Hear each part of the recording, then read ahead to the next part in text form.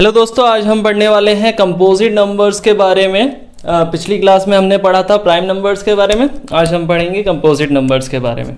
चलिए शुरू करते हैं। कंपोजिट नंबर्स, ठीक है।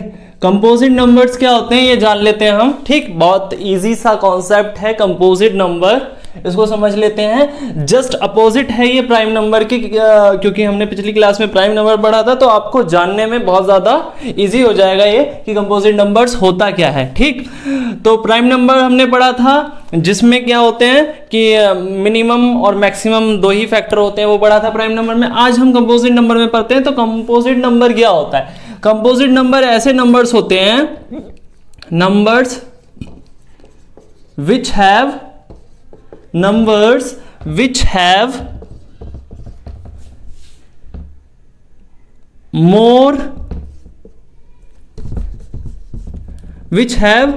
at least, ऐसे लिख सकते हैं इसको हम, at least 3 factors.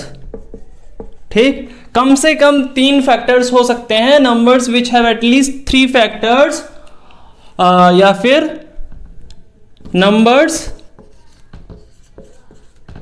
which have 3 or more factors। ऐसे नंबर्स जिनके पास 3 या फिर 3 से ज्यादा फैक्टर्स होते हैं उनको हम क्या बोलते हैं? कंपोजिट नंबर बोलते हैं। ठीक, अगर हिंदी में लिख सकते हैं तो ऐसी संख्या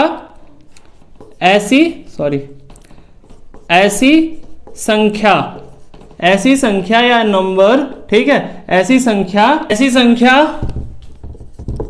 जो 3 या 3 से ज्यादा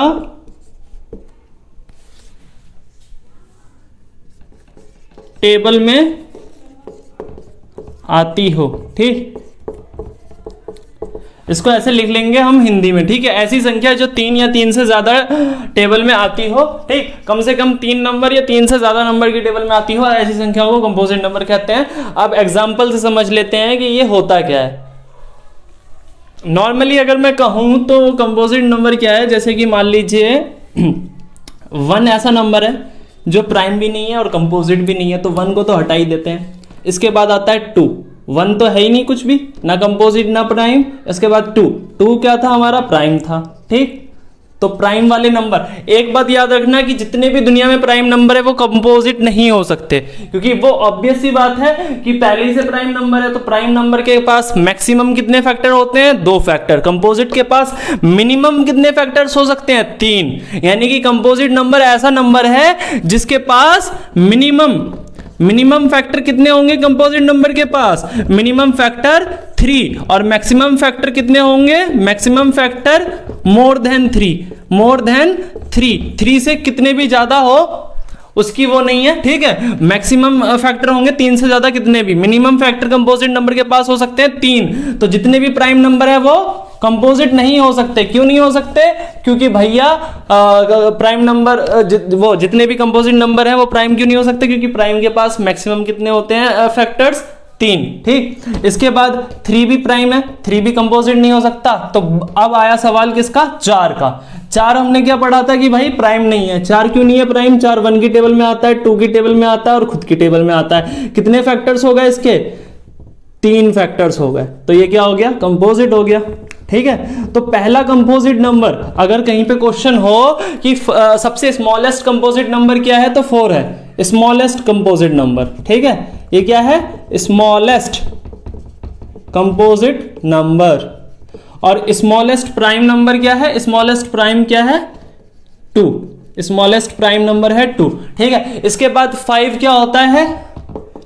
5 क्या होता है? प्राइम होता है। ये नहीं होगा। 6 हमने क्या पढ़ा था? 1 की टेबल में आता है, 2 की टेबल में आता है, 3 की टेबल में आता है, 6 की टेबल में आता है। इसके पास कितने हैं? 4 फैक्टर्स हैं। 4 नंबर्स की संख्या टेबल में आता है। ये कितने नंबर्स की टेबल में आता है? 1 की टेबल में, 2 की टेबल में, 3 की टेबल में और खुद की टेबल में आता है ये नंबर। इसलिए इसके कितने फैक्टर्स हो गए? 4 फैक्टर्स हो गए। 4 नंबर से ये डिवाइड हो सकता है। ठीक है, फैक्टर्स का नॉर्मली मतलब क्या होता है? जो किसी को डिवाइड कर सकते हैं। कितने नंबर से इसको डिवाइड कर सकते हैं? चार नंबर इसको डिवाइड कर सकते हैं। तो ये चार इसके फैक्टर्स हैं, और जो चार फैक्टर्स हैं इसी वजह से ये भी क्या हो गया, कंपोजिट हो गया। क्योंकि कंपोजिट में क्या पढ़ा है हमने अभी कि कंपोजिट में कम से कम तीन फैक्टर्स हो सकते हैं और तीन से ज्यादा वाले भी कंपोजिट ही होते हैं। ठीक, तो यहां पे इस हिसाब से हमारे पास पहला कंपोजिट नंबर है, स्मॉलेस्ट कंपोजिट नंबर 4, इसके बाद 6, इसके बाद 7 नहीं होता, 8 होगा कंपोजिट। ठीक है, क्योंकि 8 1 की टेबल में, 2 की टेबल में, 4 की टेबल में और खुद की टेबल में, चार फैक्टर्स इसके पास भी हैं। 9 भी होगा कंपोजिट। ठीक है, 1 की टेबल में, 3 की टेबल में, ठीक, और खुद की टेबल में। ठीक, तो 9 भी क्या हो गया, कंपोजिट नंबर हो गया।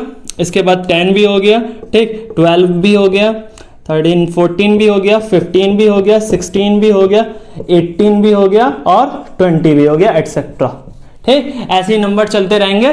तो ऐसे नंबर जो प्राइम नहीं होते समझ जाओ वो कंपोजिट है, एक को छोड़ के, क्योंकि एक प्राइम नहीं है तो वो कंपोजिट भी नहीं है। ठीक है, क्योंकि एक के पास, बेचारे के पास एक ही फैक्टर होता है, और हमारे पास कंपोजिट के पास कितने फैक्टर्स होने चाहिए, मिनिमम 3। ठीक है, बेचारे के पास ये कंपोजिट में भी नहीं आता है, प्राइम में भी नहीं आता है, क्योंकि प्राइम के पास कम से कम कितने फैक्टर्स होने चाहिए, 2। तो इसके पास कम से कम 2 भी नहीं है, कम से कम 3 भी नहीं है। ठीक है, ऑब्वियस सी बात है। तो 1 जो है हमारा ना प्राइम है ना कंपोजिट है। ठीक, 1 के बाद जो शुरू होती है वो कहानी शुरू होती है प्राइम नंबर की और फिर कंपोजिट नंबर की। प्राइम नंबर की कहानी शुरू होती है 2 से और कंपोजिट नंबर की कहानी शुरू होती है 4 से।